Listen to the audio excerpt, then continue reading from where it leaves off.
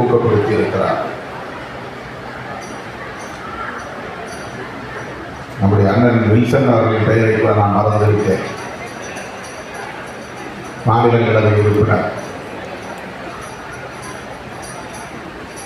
இரண்டாவது முறையாக தேர்ந்தெடுக்கப்பட்டிருக்கிறார். திராவிட முன்னேற்ற கழகத்தை சார்ந்த அனைவரும் பேராயர் அவர்களை நேசிப்பார்கள். அதற்கு காரணம் முத்தமிழறிஞர் கலைஞர் அவர்களின் மீது நம்முடைய பேராயருக்கு இருந்த தீராத காதல் என்றுதான் சொல்ல வேண்டும். அதை போல விடுதலை சிறுத்தைகளையும் அவர் நேசிப்பார். முத்தமிழறிஞர் கலைஞர் அவர்கள் மீது எந்த அளவுக்கு அவருக்கு ஒரு ஈடுபாடு, பற்றுதல், மதிப்பு, ஈர்ப்பு இருந்ததோ அதை போல என் மீதும் அவருக்கு ஒரு பற்றுதல் இருந்ததை நான் உணர்வேன். விருதுநகரிலே நாங்கள் நடத்திய பெருந்தலைவர் காமராஜர் பிறந்தநாள் விழாவில் பங்கேற்று அவர் உரையாற்றிய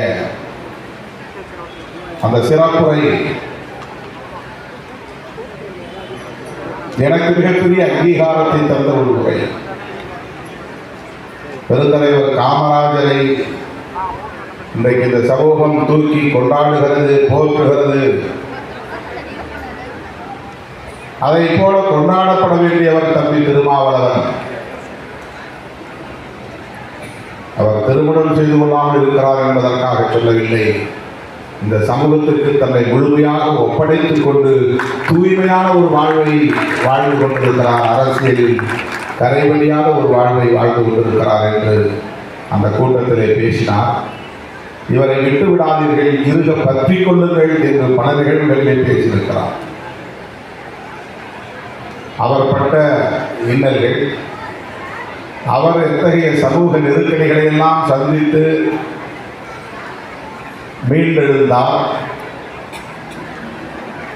எதற்காக அவர் தன்னுடைய பிறந்த நாளை ஒடுக்கப்பட்டோர் தினமாக அறிவித்தார் என்பதையெல்லாம் அவ்வப்போது அவர் மேடைகளிலே பேச நான் கேட்டிருக்கிறேன். அந்த பார்வைதான் என் மீது அவருக்கு ஒரு பற்றுதலையும் நம்பிக்கையும் உருவாக்கியது என்பதை என்னால் உணர்ந்து கொள்ள முடிகிறது. ஆகியவர் இன்றைக்கு நம்மிடையே இல்லை என்பது விளிம்புநிலை மக்களுக்கு நேர்ந்த ஒரு பேரிழப்பு என்று சொன்னால் அது மிகையாகாது. அவர் இல்லை என்ற சூழலில் அவர்